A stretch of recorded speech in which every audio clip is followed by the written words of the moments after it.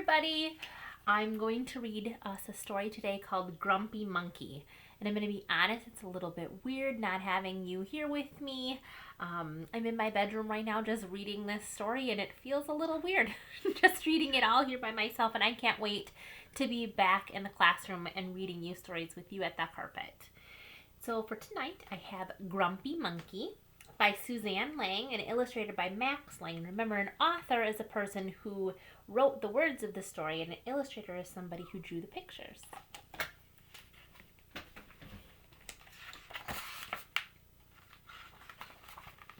Grumpy Monkey. One wonderful day, Chimpanzee woke to discover that nothing was right.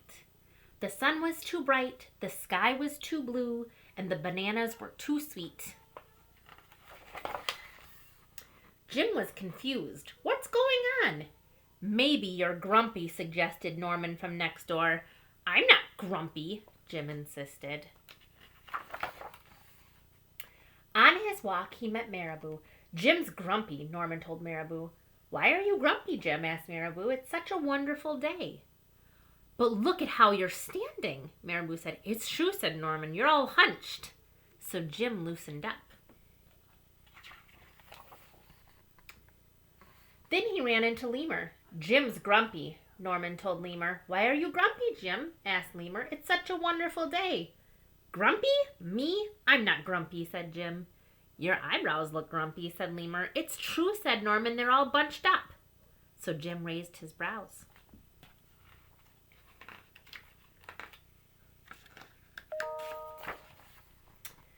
Then he tripped over Snake. Oh no, said Norman. That's the last thing you need when you're feeling so grumpy. Grumpy? Me? I'm not grumpy, said Jim. Then why that frown, said Snake. I think it's because he tripped over you, Norman whispered to Snake. So Jim put on a smile. Finally, Jim looked happy. But he didn't feel happy inside. Everyone wanted Jim to enjoy this wonderful day. You should sing with us, said the birds. Jim didn't feel like singing. You should swing with us, said the monkeys. Jim didn't feel like swinging. You should roll with us, said the zebras. Jim didn't feel like rolling. You should stroll with us, said the peacocks. Jim didn't feel like strolling. You should lie in the grass. You should stomp your feet. You should take a bath and make a splash. You should hug someone.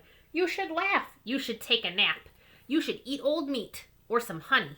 You should jump up and down. You should sit in the sun. You should dance. But Jim didn't feel like doing any of that. Why are you grumpy, Jim? Asked the others. It's such a wonderful day. I'm not grumpy, shouted Jim as he beat his chest. And he stormed off. Jim felt sorry. A little sorry for shouting at everyone, but mostly sorry for himself. I guess I am grumpy, Jim sighed. And just as he was starting to feel really sad, he came upon Norman. Norman was slumped. His eyebrows were bunched up, and he was frowning. What's the matter? Are you grumpy? Asked Jim. No, I danced with Porcupine, said Norman. Did you see? Look at. Are you okay? Asked Jim. It hurts, but I'll probably feel better soon enough, said Norman. Are you still grumpy? Yes, said Jim, but I'll probably feel better soon enough too. For now, I need to be grumpy. It's a wonderful day to be grumpy, said Norman. And Jim agreed. And he already felt a little bit better. And I liked this story because I thought that it really kind of lets us think about and talk about kind of how we're feeling right now. Because I know that there are some days where we feel a little bit sad and some days where we feel a little bit grumpy about everything that's going on, and that's okay. However you're feeling is okay. I can't wait to be back in the classroom with you. I hope you liked the story. Bye.